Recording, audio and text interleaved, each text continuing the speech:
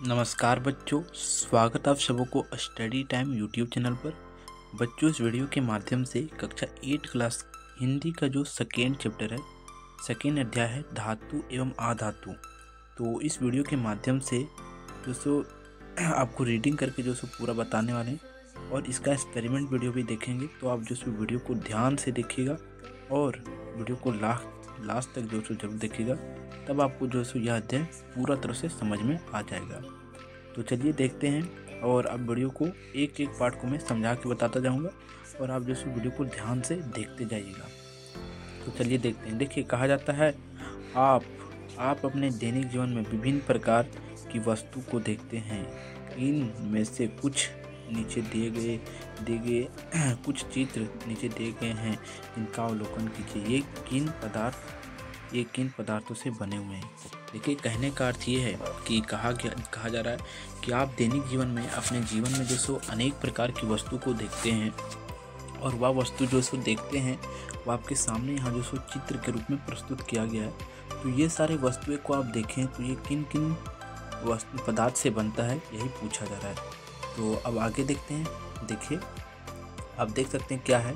सोना है, ज्वेलरी है, फिर कोयला है, फिर क्या बोल सकते हैं, ये जो खाना बनाने का होता है वो है, फिर चेयर है लकड़ी का, और वायर है, फिर प्लास्टिक का डब्बा और एक टेबल है। ठीक है, अब आगे देखते हैं। कहा जाता है निम्नलिखित पदार्थों के आगे खाली जगहों में उसी प्रकार के कुछ शब्द का नाम जोड़िए। जैसे देखिए, पहला क्या है, धातु है। एल्युमिनियम क्या है, धातु है। फिर तांबा धातु है। इसके आगे क्या हो जाएगा, लोहा, वो भी धातु है।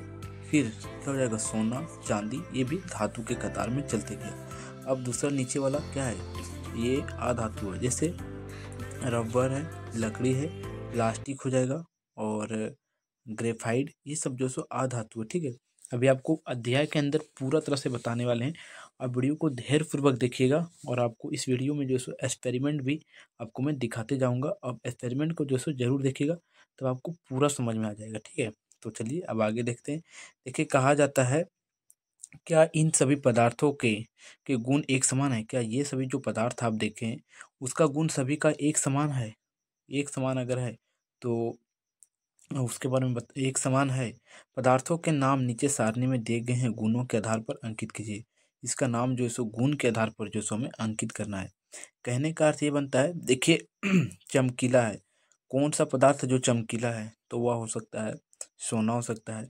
पीटने पर फैल जाता है, तांबा है। ठीक है, और एक सिरा अगर गर्म करते हैं किसी का, तो वह जो सो दूसरा सिरा भी उसका गर्म हो जाता है, जैसे लोहा।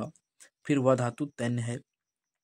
ये चार्ट को पूरा तरह से धातु और अधातु में भरना है। ठीक है, अब आगे देखते हैं। देखिए, कहा जाता है सारणी 2.1 में पहले पहले भाग में लिखे गए पदार्थ क्या है, धातु, और दूसरे में अधातु। ठीक है, कुछ धातु है, कुछ अधातु है। ठीक है, अब आगे देखते हैं लिखे गए धातु और अधातु है। अब देखते हैं, आइए आइए इनके भौतिक गुणों को विस्तार से जानें। पहले जो देखिए धातु क्या होता है। धातु वैसे पदार्थ जो, देखिए भौतिक गुण देखेंगे और रासायनिक गुण देखेंगे। अगर आप भौतिक गुण रासायनिक गुण समझ जाते हैं, तब धातु क्या होता है और अधातु क्या होता है, ये आप पूरा तरह से समझ जाएंगे। ठीक है, तो चलिए देखते जाते हैं कि धातु के जो सो भौतिक गुण क्या है जो सो इसका भौतिक गुण क्या होता है। तो देखिए, भौतिक गुण में क्या आता है, पहला आता है दिखावट। ठीक है, कि धातु कैसे दिखता है। ठीक है, देखिए धातु सामान्यतः भूरे रंग के होते हैं, किंतु सोना पीले रंग का एवं तांबा तांबा कुछ लाल रंग का कैसे होता है। कहने का अर्थ ये बनता है कि कुछ ऐसे धातु है, लगभग धातु जो सो भूरे रंग का जो सो मिलता है, लेकिन सोना जो सो पीले रंग का, और तांबा जो सो लाल रंग का मिलता है। लेकिन लगभग धातु को देखा जाए तो वह भूरे रंग का होता है। ठीक है, यही कहा जा रहा है। लेकिन सोना और चांदी जो सोना और जो सो तांबा, सोना पीला में, और जो सो तांबा जो सो लाल रंग का होता है। आप ध्यान रखिएगा। देखिए, यहाँ धातु दिखाया गया, ए वाला चित्र सोना है और बी वाला चित्र जो सो तांबा है। अब देखते हैं भौतिक अवस्था। वो देखने हम क्या, पहला उसका क्या देखें, पहला को ध्यान में रखना है। क्या किस कौन आधार पर देखें, दिखावट की जो सो धातु किस प्रकार दिखता है। आप जो सो भौतिक अवस्था और रासायनिक अवस्था के अगर आप जान जाएंगे, तो कौन धातु है कौन अधातु है, आप जो सो देख के उसको पहचान सकते हैं। ठीक है, अब दूसरा देखते हैं भौतिक अवस्था। देखिए, अधिकतर धातु कमरे के ताप पर ठोस होता है, जैसे लोहा, जस्ता, तांबा, टीना आदि। आदि। देखिए, कहने का अर्थ ये बनता है कि अब बहुत बार सुनते हो तो ये वर्ड कि कमरे के तापक्रम पर ठोस होता है, ठीक है, कमरे के तापक्रम पर द्रव अवस्था में पाया जाता है। इस प्रकार का वर्ड जो सो आप बहुत बार सुनते होंगे, लेकिन कमरे का तापक्रम है क्या?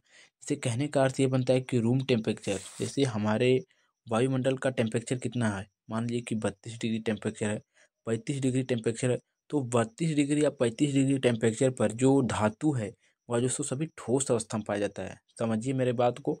अगर मेरा बात नहीं समझ पाते हैं तो जो सो कमेंट में करके हमको कमेंट बताइएगा, लेकिन जो सो मैं आपको पूरा समझाने के प्रयास कर रहा हूँ।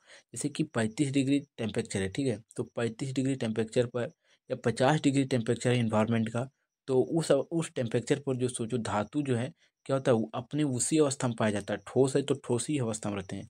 तो धातु जो सो अधिकतर कमरे के ताप पर क्या होता है, ठोस अवस्था में होता है। ये आपको ध्यान रखना है कि अधिकतर सभी धातु लगभग जो है सो कमरे के ताप पर ठोस होता है, लेकिन कुछ ऐसे धातु भी हैं जो अपवाद में जो कमरे के ताप पर यानी कि रूम टेम्परेचर पर भी वह जो है सो द्रव अवस्था में या कुछ और अवस्था में पाया जाता है। देखिए, जैसे पारा, पारा द्रव अवस्था में पाया जाता है, लेकिन पारा जो सो द्रव अवस्था में पाया जाता है, लेकिन वह क्या है, धातु है। ये आपको ध्यान रखना है। ये बात जो सो आप बहुत ज़्यादा सो ध्यान में रखें, क्योंकि ये जो सो बहुत इंपॉर्टेंट क्वेश्चन है कि पारा जो है सो अपवाद में पाया जाता है, वह जो सो द्रव अवस्था के रूप में पाया जाता है। फिर दूसरा, सोडियम और पोटेशियम मुलायम होते हैं। सोडियम और पोटेशियम इतने मुलायम होते हैं कि उसे चाकू से आसानी से काटा जा सकता है। आप चित्र को जो है सो ध्यान से देखिएगा। आप देख रहे हैं चित्र को कि सोडियम और पोटेशियम को किस प्रकार आसानी से काटा जा रहा है। इसके बाद आप एक एक्सपेरिमेंट वीडियो भी देखिए कि किस प्रकार सोडियम और पोटेशियम जो है सो उसे चाकू से काटा जा रहा है। अब देखिए वीडियो।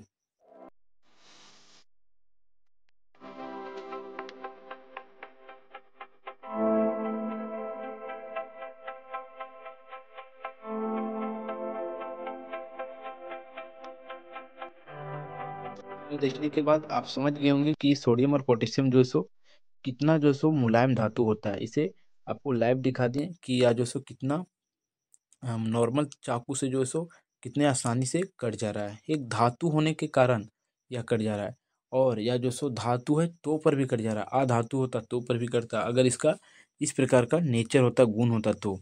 फिर अगला गुण देखते हैं, चमक, ठीक है। देखिए, चमक का अर्थ क्या होता है कि अगर आप धातु को देखते हैं तो उसको पहचान जाएंगे देख कर ही। जैसे सोना, सोना क्या होता है, बहुत चमकता है, ठीक है। फिर चांदी भी चमकता है, और ऐसे प्रकार के मतलब धातु हैं वह उसमें चमक पाया जाता है। देखिए, सामान्य धातु में चमक होता है, लगभग धातु जो होता है उसमें क्या होता है, चमक होता है। फिर अब ये तीसरा गुण था। अब चौथा गुण इसका देखिए धातु का क्या होता है, आघातनीयता। आघातनीयता का अर्थ क्या होता है, धातु आघातनीयता होती है, अर्थात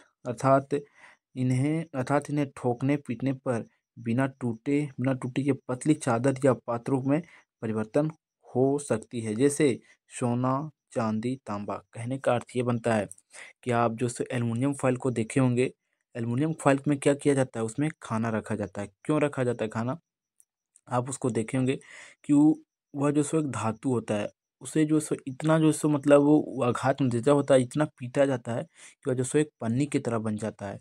और एक पन्नी तरह के बन जाने के कारण वह जो सो उसका यही गुण है, और इसी कारण से जो सो वह धातु कैटेगरी में रखा गया है। और यही जो सो एक धातु का गुण है, आघात देता है, ठीक है। और उससे जो उसका भी उपयोग होता है, उसे जो सो खाना को जो सो सुरक्षित रखने के लिए किया जाता है। इससे यही सब होता है। अब अगला अगला गुण देखते हैं। देखिए, अगला गुण तन्यता। देखिए, तन्यता का अर्थ क्या होता है जानते हैं, कि जैसे कि सोना है, हमारे पास 1 ग्राम सोना है, उसे जो सो खींच कर जो सो बहुत ज़्यादा उसे तार बनाया जाता है। जैसे तांबा ही है तो उसे जो सो खींच कर जो सो बनाया जाता है, या किसी प्रकार करके जो सो बनाया जाता है। लेकिन सबका अपना अपना कैपेसिटी होता है कि जैसे कि 1 किलो सोना है तो उसे कितना लंबा जो सो तार बन सकता है, जैसे 1 किलो तांबा है तो उसे कितना दूर कितना मीटर तार बन सकता है, यही उसका कैपेसिटी होता है। लेकिन सोना जो होता है, वह 1 ग्राम सोना जो है सो 12 मीटर या 12 किलोमीटर तक जो सो वह जो सो के तार उसका खींचा जा सकता है, ठीक है।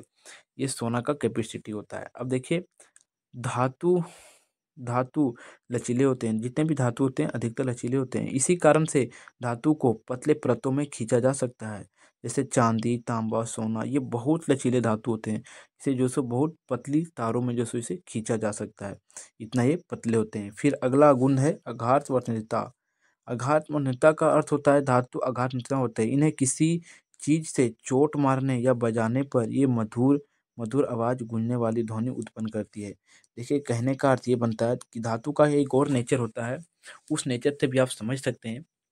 जैसे आपके पास किसी प्रकार का धातु है, आप उसे बजाते होंगे तो आप देखते होंगे उससे आवाज़ निकलता है, और धातु का जो गुण है, और इससे आपको पता चल क्या होगा कि यह जो सो पदार्थ धातु है। ठीक है, जैसे आप स्कूल में जो सो घंटी बजते हुए देखा होगा, तो वह भी जो सो एक धातु होता है, जिसके कारण जो सो उसे पीटा जाता है तो वह ध्वनि उत्पन्न करता है, साउंड क्रिएट करता है। और आप अपना साइकिल का घंटी को भी देख सकते हैं, उससे भी जो सो ध्वनि उत्पन्न होता है, वह भी एक धातु है। ठीक है, आप देख सकते हैं पीतल की घंटियां जो सो टंगी हुई है। अब अगला गुण देखिए, ऊष्मा की चालकता। देखिए, ऊष्मा की चालकता का अर्थ क्या होता है, ये समझिए आप। देखिए, धातु ऊष्मा की अच्छी सुचालक होती है। इसी इसी गुण के कारण इसका उपयोग खाना बनाने के बर्तन, ताप ताप तत्व आदि के रूप में किया जाता है। समझिए, जैसे धातु जो सो विद्युत का अच्छा एक सुचालक होता है, इसका अर्थ समझते हैं। ऊष्मा का यह अच्छा सुचालक है।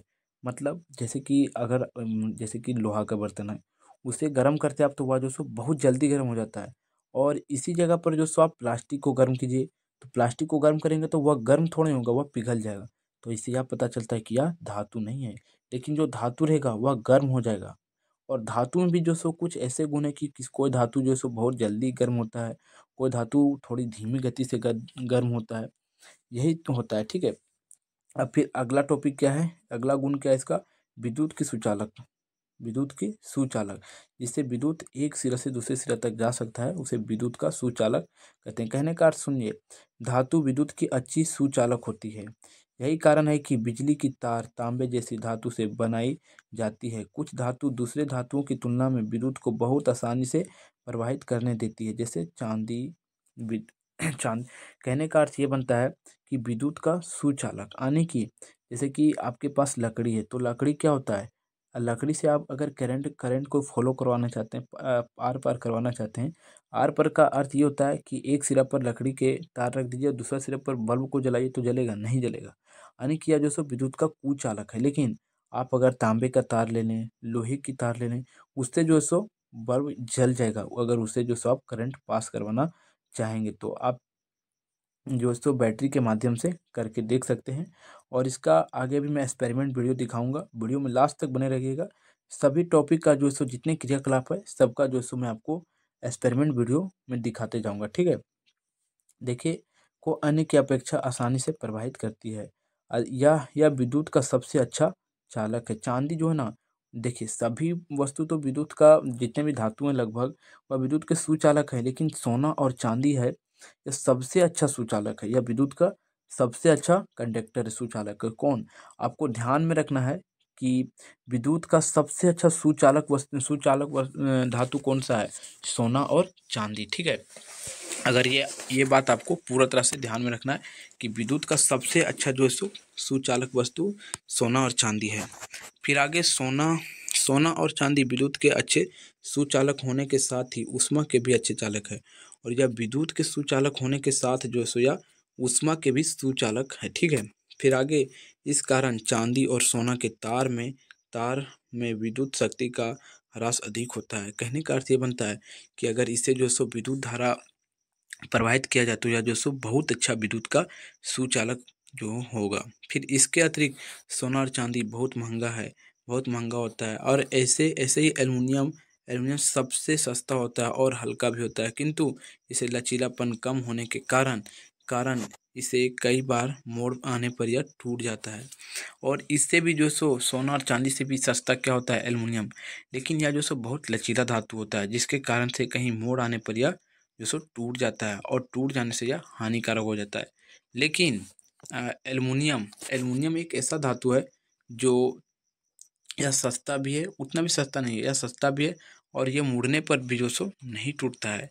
और सोना और चांदी जो है सो, यह जो सो बहुत ही महंगा धातु है, जिसके कारण से इसे तार नहीं बनाया जाता और विद्युत के तार में से उपयोग नहीं किया जाता है।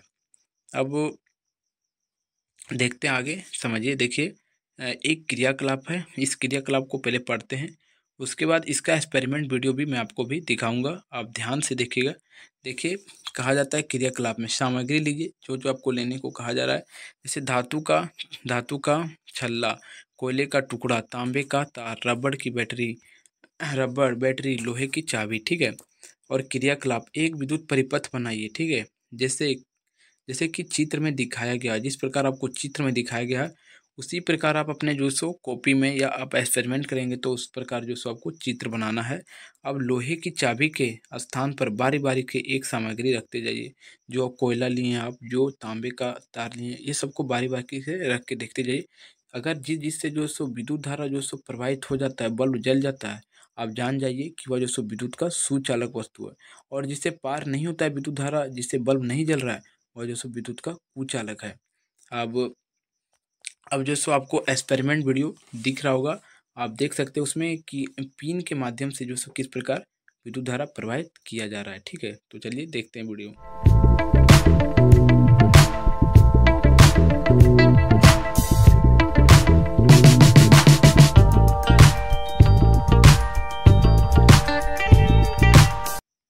अब देखिए आगे कहा जा रहा है अवलोकन। वीडियो को जो आप देखिए उसका अवलोकन देखिए। अवलोकन का अर्थ क्या है, आपने क्या क्या पाया। नीचे की सारणी में सही या गलत का चिन्ह लगाइए। कहने का अर्थ ये बनता है कि अभी जो आप एक्सपेरिमेंट देखें उसमें जो सो आपको सिर्फ पिन का ही दिखाया गया, अल्पिन का ही, लेकिन जो सो आपको देखना है कि जो धातु का छल्ला लिए आप, जैसे कि पिन जो लिया गया एक्सपेरिमेंट में, वह विद्युत का सुचालक है या नहीं। वह विद्युत का सुचालक है, क्योंकि उससे बल्ब जल जाता था। हाँ, तो इसमें हाँ टिक मार देना है। लेकिन कोयले का टुकड़ा लिए तो उससे क्या बल्ब जल रहा था, नहीं, तो यह जो सो नहीं हो जाएगा, इसमें नहीं कर देना है, ठीक है। फिर आगे लोहे की चाबी, जब आप लोहे की चाबी लिए तो क्या उससे जो सो बल्ब जल रहा था कि नहीं जल रहा था, हाँ, तो उससे भी जल रहा था। लेकिन लेकिन अगर आप रबड़ रबड़ लिए और रबड़ से बल्ब जलाना चाहेंगे, तो परिपथ पूरा करना चाहेंगे, तो क्या इससे जलता है, नहीं, तो ये नहीं प्रतीक होगा। अब आगे देखते हैं। देखिए अब बताइए इसमें कौन धातु है और कौन अधातु है। तो इस सारणी के माध्यम से जो सो आप बता सकते हैं कि कौन धातु है कौन अधातु है। देखिए जिससे विद्युत धारा जो है सो इस पार से उस पार हुआ, कहने का अर्थ ये बनता है जिससे विद्युत धारा जो सो प्रवाहित हुआ, जिससे बल्ब जल उठता है, वह जो सो क्या होगा, विद्युत का सुचालक होगा और वह धातु होगा। और जिससे नहीं जलता है वह अधातु होगा। जैसे कोयला से नहीं जला तो वह अधातु हो जाएगा, रबड़ से नहीं जला तो वह अधातु हो जाएगा। लेकिन लोहे की चाबी से जल गया और लोहे का एक वस्तु को भी लिए थे उससे भी जल जाता है, तो ये क्या होगा, धातु होगा, ठीक है। अब हम देखते हैं अधातु के भौतिक गुण। ये तो धातु के भौतिक गुण थे, लेकिन हम अब अधातु के जो सो आपको भौतिक गुण से जो सो परिचित कराते हैं। देखिए अधातु के भौतिक गुण, पहला निस्भरता और चमकदार। देखिए धातु और अधातु में जो सो अंतर आप समझते जाइएगा, यहीं से अंतर भी आप अपने दिमाग में बैठाया जाएगा कि धातु में क्या अंतर है, धातु का क्या गुण है, भौतिक गुण अधातु का क्या नहीं है। ये सब आप समझते जाइएगा, तब आपको जो सो बहुत बेहतर में आपको समझ में आएगा। इसका अध्याय का प्रश्न उत्तर आप खुद बना लेंगे अगर आप वीडियो ध्यान से देखेंगे तो। और मेरी बातों को आप ध्यान से सुनिएगा। देखिए धातु निस्भरता होता है, अपवाद ग्रेफाइट। कहने का अर्थ ये है कि धातु को जो सो या निस्भरता होता है, या जो सो जैसे कि निस्भरता का अर्थ ये है कि धातु में जो सो सॉरी अधातु है, अधातु में विद्युत धारा प्रवाहित किया जाता है तो नहीं होता है। लेकिन कुछ अपवाद हैं, जैसे कि आयोडीन और ग्रेफाइट। ग्रेफाइट किसे कहा जाता है, जो पेंसिल का नीब होता है ना, उसे ग्रेफाइट कहा जाता है। आप देखेंगे अगर उससे बल्ब जला के तो जो सो उससे बल्ब जल जाता है। जैसे एक साइड जो सो पेंसिल का नीब दोनों साइड छील लीजिए और दोनों साइड तार जोड़ के देखिए, तो जो सो और बल्ब भी उसमें सेटअप कर दीजिए तो उससे जो सो बल्ब जल उठता है। तो वह जो सो एक अधातु होने के कारण भी जो सो वह क्या है, धातु के गुण को प्रदर्शित करता है। और इसी प्रकार आयोडीन भी है। तो आपको ध्यान में रखना है कि एक ऐसा अधातु पदार्थ है जो विद्युत का सुचालक है, और कौन है, उसका नाम है ग्रेफाइट और आयोडीन। फिर अधातु का अगला भौतिक गुण देखिए, दूसरा भौतिक गुण है भंगुरता। भंगुरता, टूटने योग। देखिए चोट मारने पर अधातु चूर में टूट जाती है, ये भंगुर होते हैं। अपवाद: हीरा एकमात्र ऐसा आधातु जो अत्यंत कठोर होता है। वास्तव में पृथ्वी पर पाए जाने वाला वह ज्ञात प्राकृतिक तत्व से सबसे कठोर है। कहने का अर्थ ये बनता है कि जितने भी आधातु हैं, लगभग आधातु जो है सो अगर उसे पीटा जाता है तब क्या होता है, वह जो सो पत्ती चादर के रूप में नहीं फैलता है, वह पूरा तरह से टूट कर चूर चूर हो जाता है। लेकिन एक आधातु है जिसका नाम हीरा है, वह अपवाद में है। अगर उसे भी जो सो चूरा जाता है या उसे पीटा जाता है तो इतना हार्ड होता है कि उसे चूरा नहीं जा सकता है। यानी कि दुनिया का जो सो सबसे हार्डिस्ट हार्डिस्ट पदार्थ होता है, दुनिया का सबसे कठोर पदार्थ कौन सा है? हीरा। तो आपको 1 नंबर में पूछा जाएगा कि दुनिया का सबसे कठोर धातु कौन है? तो हीरा है। ठीक है, आप आंसर दीजिएगा। अब फिर अगला देखते हैं, अघातमृता। धातु अघातमृता होते हैं क्योंकि इन्हें पीटने पर गूंजने वाली ध्वनि उत्पन्न नहीं होती है। कहने का अर्थ ये बनता है कि जितने भी आधातु है अगर उसे पीटा जाता है तो उससे ध्वनि उत्पन्न नहीं होता है। आप समझते जाएंगे कि धातु में ऐसा गुण होता था, अधातु में ऐसा गुण नहीं होता है। तो यही सब अंतर भी है कि आधातु को अगर पीटा जा रहा है तो उससे किसी प्रकार का ध्वनि उत्पन्न नहीं होता है। आपको ये ध्यान में रखना है। फिर अगला गुण है विद्युत कुचालक। और यह विद्युत के सुचालक नहीं, विद्युत का कुचालक। इससे जो है सो विद्युत आर पार नहीं हो सकता है।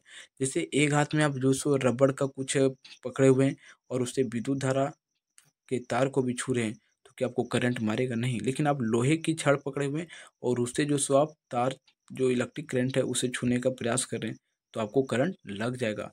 लेकिन जो आधातु है वह विद्युत के कुचालक होता है। लेकिन कुछ ऐसे अपवाद में भी हैं, ग्रेफाइट, और ग्रेफाइट जो है वह विद्युत का सुचालक होता है। ठीक है।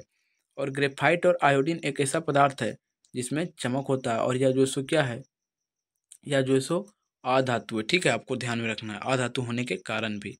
अब फिर अगला देखते हैं, उष्मा सुचालक। उष्मा सुचालक अधातु जो है सो अधातु अधातु उष्मा की कुचालक होती है, क्योंकि इससे होकर ऊष्मा का स्थानांतरण एक स्थान से दूसरे स्थान तक नहीं होता है। कहने का अर्थ ये बनता है कि जितने भी अधातु है उसे विद्युत धारा और ऊष्मा जो सो एक स्थान से दूसरे स्थान तक नहीं प्रवाहित हो सकती, वह कुचालक होती है। यानी कि ऊष्मा और विद्युत का कुचालक होती है लगभग अधातु। लेकिन कुछ ऐसे अधातु है जो विद्युत का जो सो सुचालक होती है और जो ऊष्मा का कुचालक होता है। ठीक है। अब इसी के आधार पर, इस चार्ट के आधार पर जो सो आप समझ सकते हैं पूरा तरह से धातु धातु एवं अधातु की भौतिक गुण को। देखिए, पहला समझिए, क्या है, लवण है, लक्षण और धातु अधातु। ठीक है। जैसे भौतिक अवस्था, तो ठोस भौतिक अवस्था किसमें होता है? ठोस, अधिकतर ठोस, अपवाद पारा। कहने का अर्थ ये बनता है कि जितने भी भौतिक अवस्था का अर्थ ये बनता है कि जितने भी पदार्थ जो है रूम टेम्परेचर पर जो सो सभी ठोस अवस्था में पाया जाता है। लेकिन एक ऐसा हीरा है पदार्थ जो सो कमरे के ताप पर द्रव अवस्था में पाया जाता है। लेकिन जितने भी अधातु हैं वह कमरे के ताप पर जो है सो गैस के रूप में पाए जाते हैं। जैसे जैसे carbon dioxide, bromine, oxygen, hydrogen, ये सभी क्या हैं? गैस है और जो अधातु हैं। ठीक है। फिर अगला देखते हैं, चमक। देखिए, धातु में जो सो चमक होती है लेकिन अधातु में किसी प्रकार की चमक नहीं होती है। लेकिन अधातु का एक अपवाद पदार्थ है ग्रेफाइट और आयोडीन, जो अधातु होने के बावजूद भी यह चमक इसमें होता है। लेकिन जितने भी अधातु अधिकतर पदार्थ है वह उसमें चमक नहीं होती है। फिर आगे कठोरता, जितने भी धातु पदार्थ हैं वह पूरी तरह से कठोर होता है। जैसे लोहा, सोना, चांदी, ये सभी क्या है? कठोर है।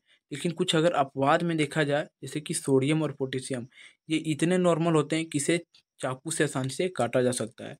तब ये जो है सो अपवाद में लिया गया है। लेकिन और अधिकतर जो सो अधातु जो है, अधातु सभी जो सो पूरा तरह से क्या होते हैं? नॉर्मल होते हैं। लेकिन हीरा एक ऐसा अधातु है जो दुनिया का सबसे कठोर धातु, जिसे चूरा भी नहीं जा सकता है। फिर आगे घनत्व, ठोस पदार्थ जो धातु होता है उसका घनत्व जो सो बहुत उच्च होता है, लेकिन अधातु का घनत्व निम्न होता है। फिर आघातमृता, आघातमृता का अर्थ क्या होता है कि अगर इसे पीटा जाता है तो यह जो सो चादर के रूप में फैल जाता है। तो ऐसा गुण किस में होता है? धातु वाले पदार्थ में, जिसे पीटने पर जो सो बहुत जो सो पतली चादर में फैल जाता है। लेकिन अधातु को अगर पीटा जाता है तब ये चादर के रूप में नहीं बल्कि यह टूट जाता है। फिर आगे लचीलापन, धातु में लचीलापन होता है लेकिन अधातु में जो सो लचीलापन नहीं होता है। फिर ऊष्मा का सुचालक यानी कि चालक, ऊष्मा के सुचालक जो होता है, जितने भी अधिकतर ठोस पदार्थ है और जो धातु है वह जो सो ऊष्मा का सुचालक होता है, लेकिन जो अधातु है वो ऊष्मा का कुचालक होता है। फिर विद्युत चालकता, ये भी जो सो ऊष्मा का सुचालक होता है और धातु का जो सो यह सुचालक पदार्थ है, लेकिन अधातु में यह कुचालक पदार्थ है। फिर तन्यता, तन्यता इसका उच्च होता है किसमें, धातु में, कि धातु के अगर धातु आपके पास है तो उसका तार बहुत लंबा बनाया जा सकता है, लेकिन अधातु में ऐसा गुण नहीं होता है। फिर गलनांक एवं क्वथनांक, ठोस पदार्थ जो होते हैं, जो धातु होते हैं उसके गलनांक एवं क्वथनांक जो सो बहुत अधिक होता है, लेकिन एक अपवाद में धातु है सोडियम और पोटेशियम, या जो सो चाकू से भी आसानी से काटा जा सकता है। इसका टेम्परेचर यानी कि रूम टेम्परेचर रहने पर भी जो सो इसे काटा जा सकता है, लेकिन जितने अधातु हैं वह निम्न ताप में होते हैं। अब एक क्रियाकलाप समझते हैं। देखिए क्रियाकलाप को समझते हैं, जैसे कि सामग्री लीजिए, दो छोरों से छिली हुई पेंसिल। अब आपको ग्रेफाइट में किस प्रकार जो सो विद्युत धारा प्रवाहित होती है, ये जो सो आपको दिखाया जा रहा है। पेंसिल का जो नीब होता है उसे ही ग्रेफाइट कहा जाता है, ठीक है। तो छिली हुई पेंसिल, तांबे का तार और क्रियाविधि चित्र के अनुसार विद्युत परिपथ बनाइए और अवलोकन परिणाम बताइए, और इसका परिणाम क्या निकला ये भी अब आपको बताना है। तो इसके परिणाम को बताइए। अवलोकन और परिणाम जो सो क्या निकलता है कि विद्युत धारा जब ग्रेफाइट की पेंसिल से प्रवाहित किया जाता है तो इस पार से उस पार हो जाता है। कहने का अर्थ ये बनता है कि पेंसिल जो होता है उससे विद्युत धारा प्रवाहित हो जाता है, ठीक है। तो एक अपवाद में आता है ग्रेफाइट, जो अधातु होने के बावजूद भी वह विद्युत का सुचालक होता है। फिर आगे देखते हैं। अब बताइए द्रव अवस्था में पाए जाने वाले वस्तु, आपसे प्रश्न पूछ लिया जाता है कि द्रव अवस्था में पाए जाने वाली वस्तु धातु कौन सी है। तभी आपको हमने बताया कि कुछ क्या एक ऐसे पदार्थ है जो द्रव अवस्था में पाया जाता है लेकिन वह क्या है, धातु है। और वह कौन है, पारा, कि पारा द्रव अवस्था में होने पर भी जो सो वह धातु रूप में पाया जाता है, ठीक है। फिर अगला देखते हैं, कौन सी धातु विद्युत की सबसे अच्छी सुचालक है। तो सोना और चांदी विद्युत का सबसे अच्छा सुचालक धातु है, ठीक है। फिर आगे कौन सी एकमात्र अधातु है जो विद्युत की सुचालक है, ग्रेफाइट। अभी आपको हमने दिखाया ग्रेफाइट वह विद्युत का जो सो सुचालक है, ठीक है। और वह जो सो अधातु है, धातु नहीं है। अब देखते हैं हम क्या देखते हैं कि धातु के रासायनिक गुण। अभी तक मैं आपको जो सो धातु और अधातु को जो सो भौतिक गुण के बारे में हमने बताया था, लेकिन अब जो सो धातु के जो सो और अधातु के रासायनिक गुण के बारे में बताएंगे कि रासायनिक गुण क्या होता है, कि आंतरिक परिवर्तन। लेकिन भौतिक गुण हम क्या देखें, ऊपर से किस में चमक किस प्रकार है, इसमें तन्यता है, इसके साउंड आता है जब इसे पीटा जाता है तब इससे आवाज़ आता है। लेकिन अब देखेंगे कि जब इसे पानी से रिएक्शन करवाएंगे तो क्या होता है, अगर इसे अम्ल से रिएक्शन करवाएंगे तो क्या रिएक्शन होता है, इस प्रकार आप देखेंगे। लेकिन ये जो सो रासायनिक गुण के बारे में हम आपको बताने वाले हैं, ठीक है। तो वीडियो को देखते जाइएगा लास्ट तक। देखिए कहा जाता है ऑक्सीजन के साथ अभिक्रिया, कोई भी मेटल है, कोई भी धातु है, उसे जब ऑक्सीजन के साथ अभिक्रिया करवाया जाता है तो देखिए क्या होता है। जैसे अधातु ऑक्सीजन से प्रतिक्रिया या अभिक्रिया कर धात्विक ऑक्साइड, कहने का अर्थ ये बनता है कि वह जो सो जब कोई भी पदार्थ है जो धातु पदार्थ है, वह जो सो धातु है और जब ऑक्सीजन से रिएक्शन करता है तब वह जो सो धात्विक ऑक्साइड बनाता है। और वह धात्विक ऑक्साइड जो बनाता है ना वह क्षारीय टाइप का होता है। देखिए दो प्रकार का होता है, एक अम्लीय नेचर और एक होता है क्षारीय नेचर। अम्लीय नेचर जो होता है वह खट्टा होता है स्वाद में, ये आपको अगले कक्षा में जो सो पढ़ना होगा कि जो क्षारीय नेचर के होते हैं वह खट्टा होता है और जो अम्लीय नेचर का होता है जो क्षारीय नेचर का होता है वह कड़वा होता है और अम्लीय नेचर का जो होता है वह खट्टा होता है, ठीक है। तो ये क्षारीय नेचर का होता है, ये आपको ध्यान रखना है, ठीक है। और जैसे देखिए आपको रिएक्शन समझ में आता होगा कि एक आप धातु लीजिए, कहने का अर्थ ये बनता है कि सोडियम लीजिए प्लस ऑक्सीजन और धात्विक ऑक्साइड बनता है। जैसे सोडियम और ऑक्सीजन, जैसे कि सोडियम को जो सो केरोसिन तेल में डुबा के रखा जाता है, जैसे उसे ऑक्सीजन में लाएंगे, वायु के संपर्क में लाएंगे और वह ऑक्सीजन से रिएक्शन करेगा और वह जब तो उसमें आग लग जाता है और उसे जलने के बाद जो है वह धात्विक ऑक्साइड बनता है, सोडियम ऑक्साइड बन जाएगा। क्योंकि वह वायु से रिएक्शन कर लिया, ऑक्सीजन से रिएक्शन कर लिया, तो सोडियम का ऑक्साइड बन जाएगा। फिर आगे देखिए, कुछ धातु अत्यधिक अभिक्रियाशील होते हैं, जैसे सोडियम और पोटेशियम। अभी आपको मैं बताया ना सोडियम और पोटेशियम के बारे में, ये बहुत ही अधिक क्रियाशील धातु होता है, ठीक है। ये ऑक्सीजन के संपर्क में आते ही पूरा तरह से जल जाते हैं। जैसे सोडियम का रासायनिक सूत्र क्या होता है, Na, ठीक है, प्लस ऑक्सीजन का O2। तो जब sodium Na plus O2 reaction करता है तब Na2O बन जाता है, ठीक है। आप रिएक्शन को ध्यान में रखिएगा, क्योंकि रिएक्शन भी जो सो प्रश्न में पूछ लिया जाता है 1 नंबर में, ठीक है। अब आगे देखते हैं खाक क्या करता है। कुछ धातु जैसे लोहा, कुछ देखिए, कुछ ऐसे धातु जो होता है ना, जैसे कि आदमी ही जो है सो पृथ्वी पर बहुत सारे आदमी हैं, तो सब आदमी एक तरह नहीं ना, कुछ आदमी जो सो पढ़ने में तेज है, कुछ आदमी पढ़ने में बुर्बक है, कुछ आदमी सुंदर है, कुछ आदमी खराब है। इस प्रकार से सभी का नेचर है, लेकिन आखिर है तो क्या है, सब इंसान ही है ना। तो इसी प्रकार धातु में भी जो सो कैटेगरी है, क्योंकि बहुत ऐसे धातु है जो सबका गुण समान है, लेकिन कुछ ऐसे हैं जो बहुत जल्दी किसी से रिएक्शन कर लेता है और कुछ ऐसा धातु है जो धीमी गति से रिएक्शन करता है। जैसे अभी आपको उदाहरण देके बताएं, सोडियम सोडियम जो है सो अगर उसे केरोसिन तेल से आप बाहर जैसे निकालेंगे, तैसे उसमें आग पकड़ लेता है और वह तुरंत ही जो सो रिएक्शन कर लेता है। लेकिन लोहा, तांबा, ये सब चांदी, ये सब धातु जो है, अगर ऑक्सीजन के संपर्क में रहता है, लेकिन यह जो सो बहुत धीमी गति से रिएक्शन करता है, ठीक है, वही कह रहा है। अब आगे देखते हैं, जब लोहा का सूत्र क्या होता है, Fe, इसे आयरन कहा जाता है, ठीक है। लोहा का सूत्र क्या होता है, Fe, आयरन। जब आयरन को, लोहा को जो सो जब ऑक्सीजन से रिएक्शन करवाया जाता है, तब क्या बनता है, लो ऑक्साइड Fe2O3, ठीक है, Fe2O3 बनता है, यानी कि आयरन का ऑक्साइड बनता है, ठीक है। अब एक क्रियाकलाप के द्वारा समझते हैं। देखिए, एक क्रियाकलाप के द्वारा समझते हैं और इस क्रियाकलाप को जो सो आप ध्यान में रखिएगा, क्योंकि वही क्रियाकलाप के द्वारा जो सो आप, अभी मैं आपको उसका एक्सपेरिमेंट वीडियो भी दिखाऊंगा। और पहले क्रियाकलाप को हम पढ़ लेते हैं, उसके बाद जो सो आप क्रियाकलाप समझ लीजिएगा, ठीक है। जैसे देखिए, क्रियाकलाप 3, सामग्री मैग्नीशियम के फीता, चिमटा, मोमबत्ती और माचिस लीजिए। एक मैग्नीशियम का फीता लीजिए, ठीक है। एक्सपेरिमेंट पढ़ लीजिए, उसके बाद अभी एक्सपेरिमेंट का वीडियो भी दिखाएंगे। लीजिए और उसे चिमटे की सहायता से जो सो पकड़ लीजिए, किसको, मैग्नीशियम को, और मोमबत्ती की लो में ले जाइए और उसे मोमबत्ती के नज़दीक ले जाइए और उसे जलाइए। अब अवलोकन कीजिए, अवलोकन और परिणाम। जब आपने जलाया तो क्या आपके साथ परिणाम हुआ, क्या नहीं हुआ, आपने क्या देखा, आप देख सकते हैं थोड़ा सा चित्र के माध्यम से भी। और अभी जो सो आपको अब एक्सपेरिमेंट वीडियो आप देखिए, ठीक है, उसके बाद मैं भी आपको आगे बताऊंगा।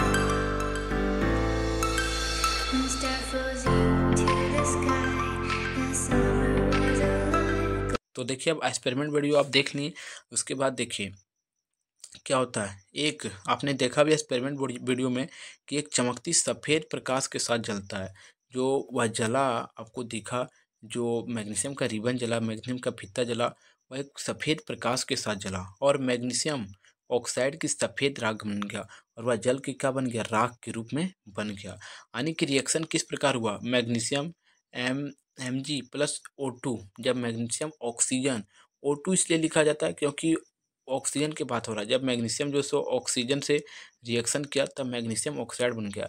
क्योंकि देखिए, ऑक्सीजन से रिएक्शन इस कारण से कर रहा है क्योंकि बिना ऑक्सीजन के आग लग ही नहीं सकता है, ठीक है। आपको ध्यान में रखना ये बात कि बिना ऑक्सीजन के आग लग ही नहीं सकता है।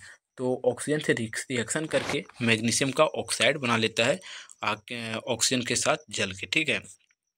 अब आगे देखिए, अब एक परख नली में लाल लिटमस पत्र, अब देखिए कहा जा रहा है, एक परख नली एक प्रश्नावली लाल लिटमस पत्र एवं नीले लिटमस पत्र लीजिए।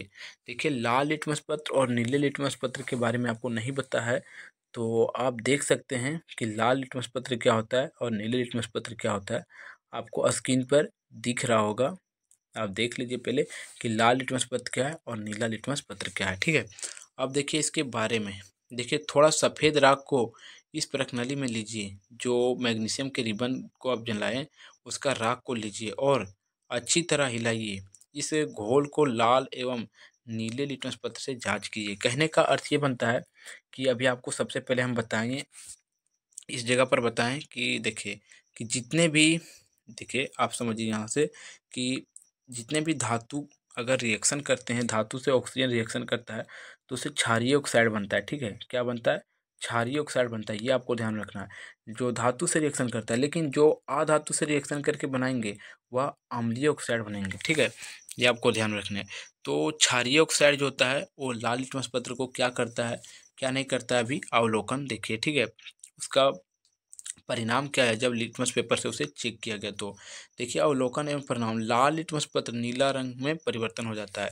देखिए, इससे यह पता चलता है कि लाल लिटमस पत्र है वह नीला रंग में परिवर्तन हो गया। यानी कि क्षार क्या होता है, जो क्षारीय नेचर का होता है वह लाल लिटमस पेपर को नीला लिटमस पत्र में कर देता है। ये आपको बहुत ज़्यादा ध्यान में रखना है, क्योंकि आगे अगली कक्षा में 9-10 क्लास में जो सो आप लिटमस पेपर के बारे में बहुत पढ़ेंगे। तो वहाँ आपको ध्यान रखना है कि लाल लिटमस पेपर अगर है और वह नीला हो जाता है किसी के जांच करने पर, मतलब एक तरह के क्या बोल सकते हैं आप, आपके पास क्षारीय पदार्थ है, अगर जांच कर रहे हैं लाल लिटमस पेपर से तो वह अगर नीला हो गया तो आप समझ जाएंगे कि वजह से क्या क्षारीय पदार्थ है। और अगर लाल लिटमस पत्र, सॉरी नीला लिटमस पत्र लाल हो जाता है तो वह अम्लीय पदार्थ होगा। ठीक है, जबकि नीला लिटमस पत्र पर इसका कोई नहीं प्रभाव पड़ता है, क्योंकि नीला लिटमस पत्र जो सो क्षारीय में जो सो अपना गुण नहीं परिवर्तन करता है, अपना रंग नहीं परिवर्तन करता है। और फिर आगे देखिए, या इसके क्षारीय गुण को दर्शाता है। फिर कुछ कुछ धातु जैसे तांबा, ऑक्सीजन के साथ तभी अभिक्रिया करता है जब इसे बहुत अधिक गर्म किया जाता है। चांदी और सोना ऑक्सीजन के साथ आसानी से अभिक्रिया करते हैं। कहने का अर्थ ये बनता है कि बहुत ऐसे धातु हैं जिसे जो है सो गर्म किया जाता है ऑक्सीजन के सापेक्ष में, तब वह रिएक्शन करता है।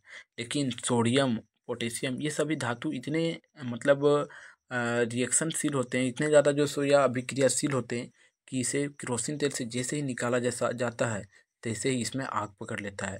और मैग्नीशियम रिबन को जैसे ही ऑक्सीजन के संपर्क में जलाया जाता है, अभी आपने रिएक्शन वीडियो देखा कि उसे ऑक्सीजन के संपर्क में जब जलाया जाता है तब वह जो सो किस प्रकार सफ़ेद लौ के साथ, सफ़ेद पूरा तरह से लाइट के साथ वह जलता है। ठीक है, अब आगे देखते हैं कि क्या होता है।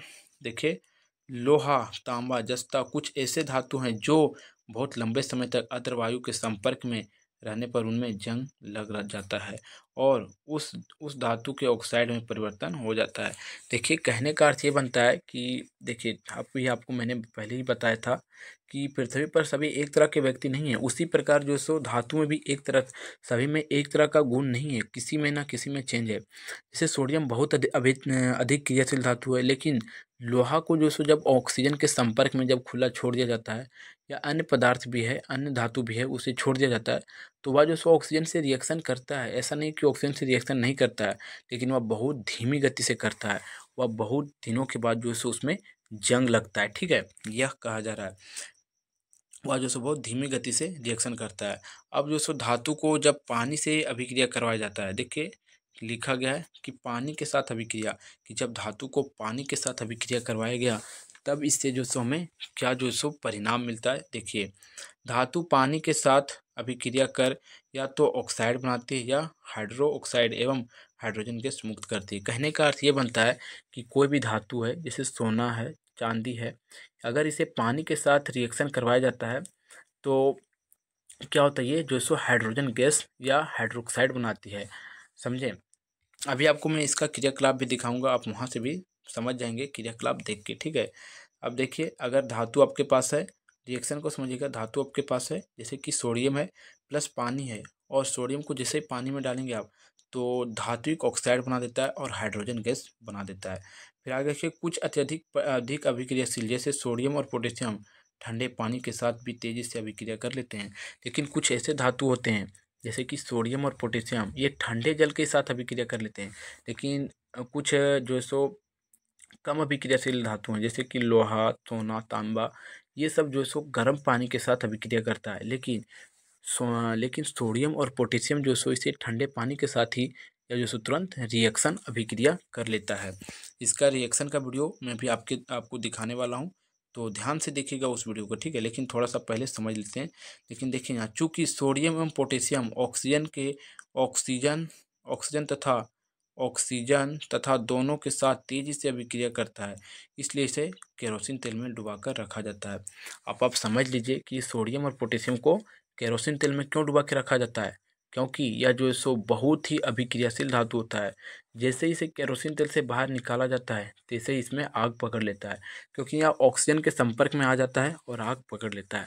अब आप देखिए कि पानी में जब जो है सो सोडियम को डाला जाता है तब उसका रिएक्शन कैसे होता है, जब कैसे हाइड्रोजन गैस और कैसे धात्विक ऑक्साइड बन जाता है। तो देखिए रिएक्शन को।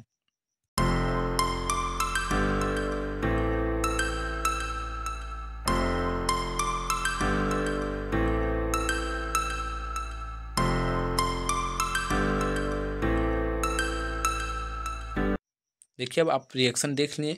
अब देखिए अम्ल के साथ अभिक्रिया। अब धातु को जो सो जब अम्ल के साथ अभिक्रिया करा जाता है एसिड के साथ, तब देखिए क्या होता है। आप जो सो सभी गुणों को ध्यान में रखते जाइएगा। अभी आपने जो सो देखा एक्सपेरिमेंट वीडियो में कि किस प्रकार जो सो सोडियम पानी के साथ रिएक्शन करता है, क्योंकि वह बहुत अधिक क्रियाशील धातु होता है जिसके कारण से वह ठंडे जल में ही अभिक्रिया कर लेता है। आप रिएक्शन को देखे होंगे कि कितना खतरनाक रिएक्शन ये होता है, ठीक है। अब देखिए अम्ल के साथ अभिक्रिया। अब देखिए अम्ल के साथ अभिक्रिया करने पर क्या होता है।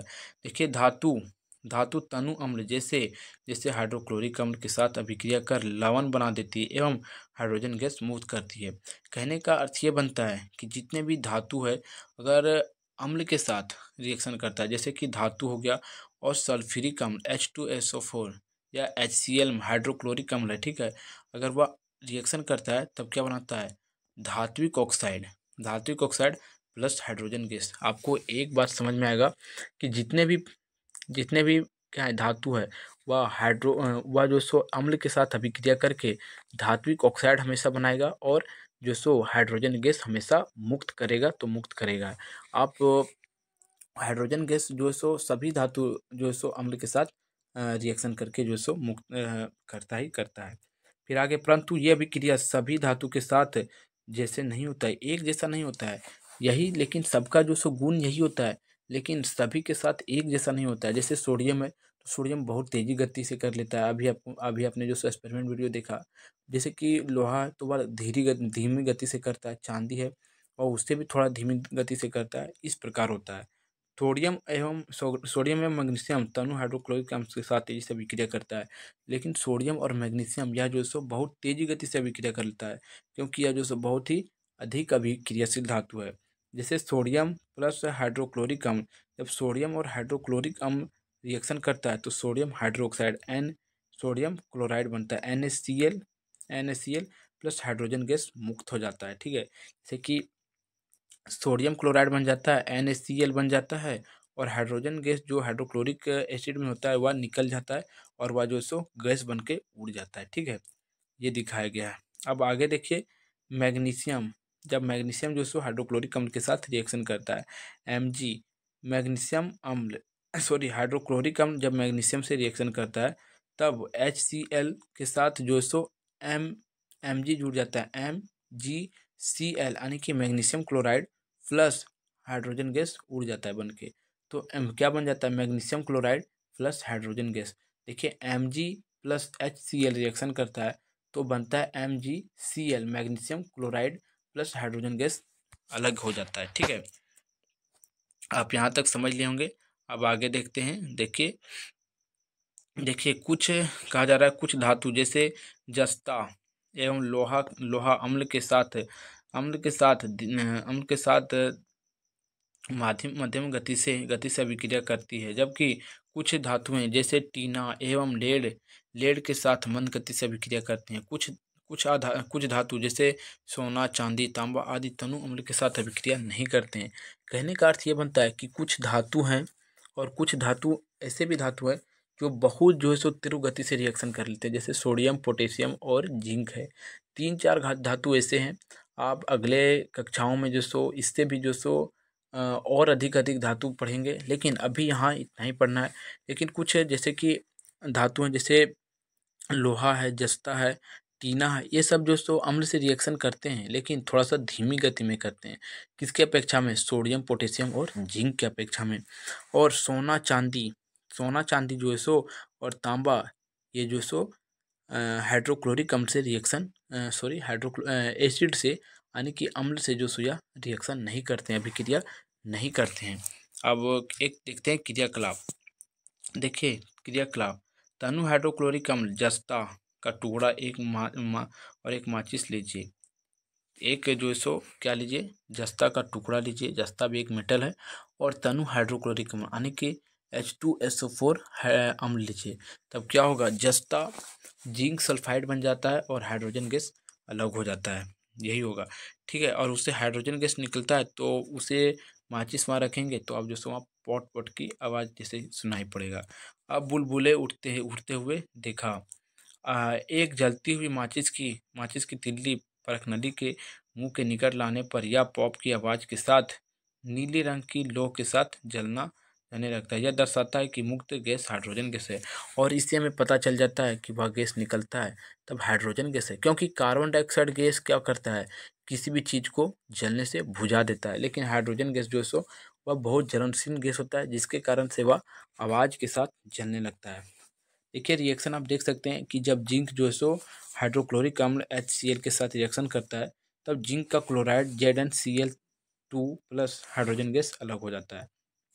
अब आगे देखते हैं क्षार के साथ अभिक्रिया। जब क्षार के साथ अभिक्रिया धातु करता है तब क्या होता है? ये अम्ल के साथ इतना रिएक्शन हुआ, लेकिन क्षार के साथ देखिए अधिकांश धातु क्षार से अभिक्रिया नहीं करती हैं, परंतु लेड देखिए बहुत ऐसे धातु है जो क्षार के साथ अभिक्रिया करते ही नहीं है।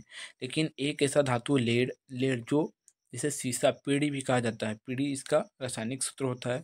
फिर एल्युमिनियम एवं जस्ते ऐसे धातु जो क्षार से अभिक्रिया करके सफलतापूर्वक लवण का निर्माण और हाइड्रोजन गैस निर्माण करते हैं। और कुछ ऐसे भी धातु हैं जो रिएक्शन कर लेते हैं किससे? क्षार से रिएक्शन ये हाइड्रोजन गैस निर्माण कर देते हैं, ये क्षार से रिएक्शन करके। ठीक है, अब आप देख सकते हैं कि जब सोडियम जो है सो रिएक्शन करता है सोडियम हाइड्रोक्साइड से जब रिएक्शन करता है जिंक, तब क्या बनता है? सोडियम जिंकेट ऑक्साइड प्लस और हाइड्रोजन गैस मुक्त होता है। कहने का अर्थ समझिए, NaOH sodium hydroxide plus zinc है, और जब जिंक से रिएक्शन करता है सोडियम हाइड्रोक्साइड तब सोडियम जिंकेट बनता है। Sodium zincate oxide plus hydrogen gas अलग हो जाता है। अब आगे देखिए धातु के रासायनिक गुण। यहाँ तक तो धातु के रासायनिक गुण आपने देखा, लेकिन अब जो सो धातु के रासायनिक गुण देखिए धातु के रासायनिक गुण। देखिए धातु जो होते हैं वो ऑक्सीजन के साथ अभिक्रिया करते हैं, लेकिन किस प्रकार करते हैं ये समझिए। धातु ऑक्सीजन के साथ अभिक्रिया कर धात्विक ऑक्साइड बनाते हैं। हालांकि ये वायु में उपस्थित ऑक्सीजन के साथ कमरे के तापमान पर अभिक्रिया नहीं करते हैं, ये ऑक्साइड अम्ल बनाते हैं। कहने का अर्थ ये है कि ये जो सो रूम टेम्परेचर पर जो सो अभिक्रिया नहीं करते हैं, लेकिन ये जो सो ऑक्सीजन के अभिक्रिया करते हैं और ये धात्विक ऑक्साइड बनाते हैं। देखिए वो अम्लीय ऑक्साइड बनाते हैं, लेकिन धातु जो सो रिएक्शन करके क्या बनाता था? क्षारीय ऑक्साइड, लेकिन धातु जो सो अम्लीय ऑक्साइड बनाता है, ये आप ध्यान में रखिएगा। जैसे धातु है जैसे कार्बन, जब कार्बन ऑक्सीजन से रिएक्शन करता है तब कार्बन डाइऑक्साइड बनाता है। ठीक है, आप रिएक्शन को देख लीजिए ध्यान से कि जब कार्बन ऑक्सीजन से रिएक्शन कर रहा है तब कार्बन डाइऑक्साइड बनाता है। अब आगे देखते हैं। देखिए आगे देखिए सफ़ेद पाउडर वायु के साथ कमरे के ताप पर ही तेजी से प्रतिक्रिया कर ऑक्साइड बनाती है। इसके इसके इसलिए इसे पानी के अंदर संग्रह कर किया जाता है। जैसे फास्फोरस जब ऑक्सीजन से रिएक्शन करता है तो फास्फोरस फास्फोरस जो सो बना लेता है ऑक्साइड, फास्फोरस का ऑक्साइड बना देता है। ये रिएक्शन आप ध्यान से जो सो रखिएगा, क्योंकि ये आधातु है और आधातु के बारे में भी पूछा जाता है। फिर आगे देखते हैं क्रियाकलाप। देखिए सल्फर चूर्ण सल्फर चूर्ण सल्फर चूर्ण लीजिए और एक दहन चमक लीजिए और बर्तन तथा शीशे का जार लीजिए। अब एक क्रियाकलाप उद्गहन चम्मच में सल्फर के कुछ चूर्ण लीजिए, सल्फर का चूर्ण लेना, ठीक है। एक बर्तन में इसे गर्म कीजिए जैसे कि सल्फर जलना शुरू करे। चम्मच को शीशे के जार के भीतर क्या करें, बंद कर दे चम्मच को, ठीक है। जो शीशे का जार है उसमें बंद कर देना है। क्रियाकलाप के माध्यम से आप समझते जाइएगा। बंद कर देना है और ढक्कन को बाहर से जो सो ढक देना है। उसके बाद आगे देखिए, इस प्रकार का जार है और इस प्रकार का जो सो चम्मच को लेने को कहा जा रहा है। अब सावधानी से इसके धुएं से स्वयं को बचा कर रखिए, क्योंकि ये विषैले होता है और इससे जो विषैले धुआं निकल रहा है उससे हमें बच के रहना है, क्योंकि उससे वह जो सो विषैला धुआं है। अगर इस क्रियाकलाप को आप या इस एक्सपेरिमेंट को कर रहे हैं तो ध्यानपूर्वक कीजिएगा। देखिए अब आगे रिएक्शन क्या होता है। जब सल्फर को ऑक्सीजन से अभिक्रिया कराया जाता है तब सल्फर ऑक्साइड बनता है। इसके पश्चात जार में कुछ पानी डालकर इसे हिलाएं। सल्फर डाइऑक्साइड पानी में घुलकर सल्फ्यूरिक अम्ल बनाता है और इस प्रकार जो सो सल्फर डाइऑक्साइड यानी कि एच टू जो है सो जल में जो सो जब इसे मिलाया जाता है तब यह क्या बन जाता है, सल्फ्यूरिक अम्ल बन जाता है H2SO4। यानी कि जब एस टू सल्फर ऑक्साइड जब H2O यानी कि जल से रिएक्शन किया तब यह जो सो सल्फ्यूरिक ऑक्साइड H2SO4 मिल के बन गया, ठीक है। अब एक परख नली में कुछ सल्फ्यूरिक अम्ल इसमें नीला लिटमस पत्र डालिए। इसका रंग लाल हो जाता है और इससे यह पता चल जाता है कि यह विलयन जो है सो अम्लीय है। जब नीला लिटमस पेपर लाल हो जाता है तब आप समझ लीजिए कि यह जो सो अम्ल है, और जब लाल लिटमस पेपर नीला हो जाता है तब आप समझिए कि यह जो सो क्या है, यह क्षारीय पदार्थ है। नीला लाल हो रहा है तो ये अम्लीय पदार्थ, और लाल नीला हो रहा है तब क्षारीय पदार्थ, ठीक है। ये ध्यान में रखना। अब जल के साथ अभिक्रिया, ठीक है। अधिकांश अधातु जल के साथ अभिक्रिया नहीं करते हैं, लेकिन अधिकांश अधातु जो सो जल के साथ अभिक्रिया करते नहीं हैं। ऑक्सीजन जल में घुलकर जलीय पौधा और जीव जंतु से श्वसन इसका उपयोग करते हैं। जैसे क्लोरीन जल में घुलकर अम्लीय घोल बनाता है। इसे गर्म करने पर यह हाइड्रोक्लोरिक अम्ल एवं ऑक्सीजन बनाता है, और यह जल में घुलकर जो सो हाइड्रोक्लोरिक अम्ल और यह ऑक्सीजन बना देता है। कौन? क्लोरीन, ठीक है। ये आपको ध्यान में रखना है। अब देखते हैं कि अम्ल एवं क्षार के साथ अभिक्रिया करके जो सो किस प्रकार जो सो ये दोनों के भौतिक गुण है, धातु के और अधातु के में जो रासायनिक गुण है यह किस प्रकार है। देखिए इस सारणी के आधार पर समझिए। सामान्य धातु क्षार एवं धातु अम्ल एवं क्षार के साथ कमरे के ताप पर अभिक्रिया नहीं करते हैं। सामान्य जो धातु जो होते हैं वह जो सो अभिक्रिया नहीं करते हैं अम्ल और क्षार से, ठीक है। देखिए गुण देखिए, क्योंकि ये भौतिक धातु के जो सो या रासायनिक अभिक्रिया यहाँ दिखाया जा रहा है, एक तरफ धातु का एक तरफ अधातु का, और यहीं से आप अंतर का अनुमान भी लगा सकते हैं। एक तरफ गुण है और एक तरफ धातु लिखा हुआ है, एक तरफ अधातु, ठीक है। देखिए ऑक्सीजन से अभिक्रिया, धातु धातु अगर ऑक्सीजन से अभिक्रिया करता है तो धात्विक ऑक्साइड बनाता है। आप इसे समझ लीजिए फ्लो चार्ट को, तो आप जो सो पूरा बुक समझ जाइएगा कि रासायनिक परिवर्तन क्या था, भौतिक परिवर्तन क्या था। सब आप चार्ट समझते जाइए तो रासायनिक परिवर्तन आपको पूरा तरह से समझ में आ जाएगा। लेकिन अधातु जो है सो क्या करता है, या जो है सो अधात्विक ऑक्साइड बनाता है। ये धात्विक ऑक्साइड बनाता है, ये अधात्विक ऑक्साइड बनाता है। और ऑक्साइड की प्रवृत्ति, अगर अम्ल में जो सो ऑक्साइड बनते हैं, सॉरी धातु जब ऑक्सीजन से रिएक्शन करता था तब उसका जो सो प्रकृति किस प्रकार होता था, जब ऑक्साइड बनता था वह क्षारीय होता था। लेकिन जब अधातु जो सो ऑक्सीजन से रिएक्शन करता था और जब उससे ऑक्साइड बनता था तो वह अम्लीय नेचर का बनता था। फिर ठीक है। अब जल से अभिक्रिया, जब धातु जल से अभिक्रिया करता है तो देखिए धात्विक ऑक्साइड या हाइड्रोक्साइड बनाता है और हाइड्रोजन गैस मुक्त होता है, जिससे हाइड्रोजन गैस बहुत मुक्त होने लगता है जब जल से अभिक्रिया करता है तब। और कोई भी अभिक्रिया नहीं होता है और अधातु जो सो जल से किसी प्रकार का अभिक्रिया नहीं करता है। और फिर आगे देखिए क्षार से अभिक्रिया और अम्ल से अभिक्रिया, ठीक है। अम्ल से अभिक्रिया धात्विक लवण एवं हाइड्रोजन गैस बनाता है और यह जो सो जब अम्ल से अभिक्रिया करता है धातु तब क्या बनता है, हाइड्रोजन गैस बना देता है और धात्विक लवण जो जैसे कि जिंक जो सो रिएक्शन करता है हाइड्रोक्लोरिक अम्ल से तब क्या बनाता है, जिंक का ऑक्साइड बना देता है, सॉरी जिंक का क्लोराइड बना देता है और हाइड्रोजन गैस मुक्त हो जाता है। और अधातु जो सो अम्ल से अभिक्रिया नहीं करता है और क्षार से भी अभिक्रिया किसी प्रकार नहीं करता है। और कुछ धातु क्षार के साथ अभिक्रिया कर लवण एवं हाइड्रोजन गैस मुक्त करते हैं अगर धातु होता है तो, लेकिन अधातु नहीं करता है। अब थोड़ा सा इनके बारे में भी आपको जानकारी रखना है, यहाँ लिखा हुआ इन्हें भी जानिए। देखिए झारखंड के स्थान और कहाँ झारखंड में जो सो धातु और अधातु पाया जाता है, ये 1 नंबर के प्रश्न में आपको पूछ लिया जाएगा, आप इसे बहुत ध्यान से देखिएगा।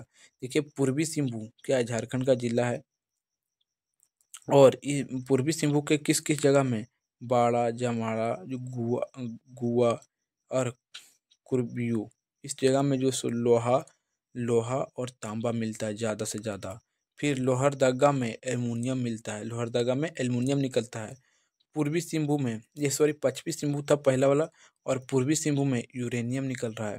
और फिर आगे देखिए जादूगौड़ में यूरेनियम निकल रहा है और पूर्वी सिंहभूम में मैग्नीशियम निकल रहा है। और टाटी झरिया धनबाद में रामगढ़ में कोयला निकल रहा है और कोडरमा जिला में जो सो अभ्रक निकल रहा है। कहने का अर्थ ये है कि झारखंड के इन इलाकों में जो है सो क्या क्या निकल रहा है ये चार्ट से आप समझ सकते हैं और इसे जो है सो 1 नंबर के प्रश्न में पूछा जा सकता है, तो इसे आप पूरा ध्यान में रखिएगा क्योंकि इस प्रकार का जो सो ऑब्जेक्टिव प्रश्न बहुत बनता है। अब फिर आगे पूछा जा रहा है, बताइए सोडियम को केरोसिन तेल में क्यों रखा जाता है, कौन सा धातु कमरे के ताप पर भी वायु के साथ अभिक्रिया कर लेता है। ये भी आपको जो सो मैं प्रश्न के माध्यम से बताऊंगा, लेकिन थोड़ा सा आप यहाँ समझ जाइए कि सोडियम को केरोसिन तेल में इसलिए रखा जाता है क्योंकि सोडियम जो सो अति क्रियाशील धातु होता है, वह ऑक्सीजन के संपर्क में आते ही वह तुरंत जलने लगता है और इसी कारण से सोडियम को केरोसिन तेल में डुबा के रखा जाता है। कौन सा अधातु कमरे के ताप पर वायु के साथ अभिक्रिया नहीं करता है, कौन सा ऐसा अधातु है जो कमरे के ताप पर जो सो ऑक्सीजन से अभिक्रिया नहीं करता है, ये पूछा जा रहा है। अब धातु एवं अधातु के उपयोग, देखिए धातु और अधातु के उपयोग को अब भी जान लीजिए क्योंकि इसका भी जो सो बहुत इम्पोर्टेंट रोल है। और धातु और अधातु जो सो हम इस अध्याय में पढ़ रहे थे, तो इसका उपयोग कहाँ कहाँ होता है ये आप जान लीजिए, ठीक है। क्योंकि 4-5 उपयोग अगर आपको लिखने को कहा जाएगा तो आप यहाँ से देखकर और यहाँ से जो सो अगर आप समझे रहेंगे तो यहाँ से आप लिख सकते हैं। जैसे धातु एवं अधातु के उपयोग, पहला धातु के उपयोग देखिए, धातु का उपयोग विद्युत तार का निर्माण, जैसे तांबा एल्युमिनियम ये सब से जो सो विद्युत तार बनाया जाता है। और फिर आगे बर्तन मशीन एवं उपकरणों का निर्माण, जैसे तांबा, लोहा, एल्युमिनियम इससे बर्तन बनाया जाता है। फिर आगे मकान एवं पुल का निर्माण, इसमें लोहा का उपयोग किया जाता है। गहने बनाने में सोना चांदी का उपयोग किया जाता है जो गहना बनाया जाता है। और अति बलशाली जैसे मैग्नीशियम से उपयोग होता है।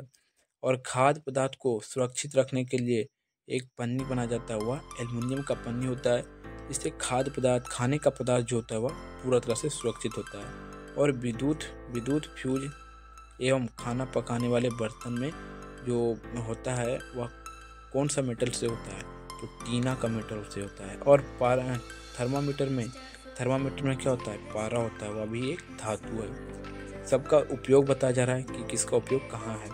और अंतरिक्ष शोध में जैसे सोडियम, टाइटेनियम ये सब का होता है। एक्सरे हेतु में एक्सरे अगर किया जाता है उसमें लेड का उपयोग होता है, शीशा जिसे बोला जाता है।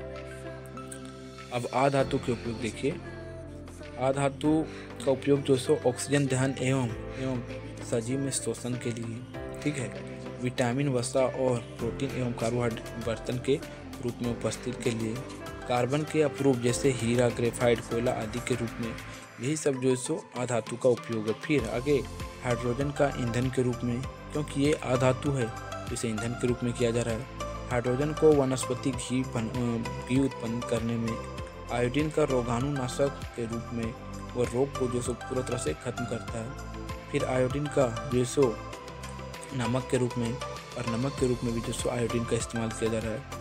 फिर नाइट्रोजन का भोजन संरक्षण के रूप में, नाइट्रोजन का पौधे और प्रोटीन के रूप में। और इस प्रकार से जो सो आप अधातु के जो सो और अनेक उपयोग हैं, कहाँ कहाँ इनका उपयोग होता है, और धातु का भी जो सो कहाँ कहाँ उपयोग होता है, ये आप इसको ध्यान में रखिएगा, क्योंकि इससे जो सो प्रश्न पूछ लिए जाते हैं कि धातु का उपयोग लिखे और अधातु का उपयोग लिखे। तो आप यहाँ से जो सो ध्यान में अगर आपको याद रहेगा तो आप यहाँ से लिख लेंगे। और इस प्रकार यह अध्याय जो है सो धातु एवं अधातु यह अध्याय पूरा तरह से समाप्त होता है। और इस वीडियो के माध्यम से मैंने आपको जो सो पूरा एक्सपेरिमेंट के साथ इस अध्याय का जो सो एक एक टॉपिक को मैंने बताया। तो वीडियो अच्छा लगा हो तो वीडियो को लाइक ज़रूर कर दें आप, और हमारे चैनल पर आप नए हो तो चैनल को सब्सक्राइब जरूर कर दें। और वीडियो के डिस्क्रिप्शन में इसका जो सो क्वेश्चन आंसर का लिंक दिया हुआ है, आप वहाँ से ज़रूर देखें। तो फिर हम आपको एक नए वीडियो में जो सो फिर इस प्रकार लेके आएंगे, तो वहाँ देखिएगा। तो फिर आपको नए वीडियो मिलेंगे। तो तब तक के लिए जय हिंद।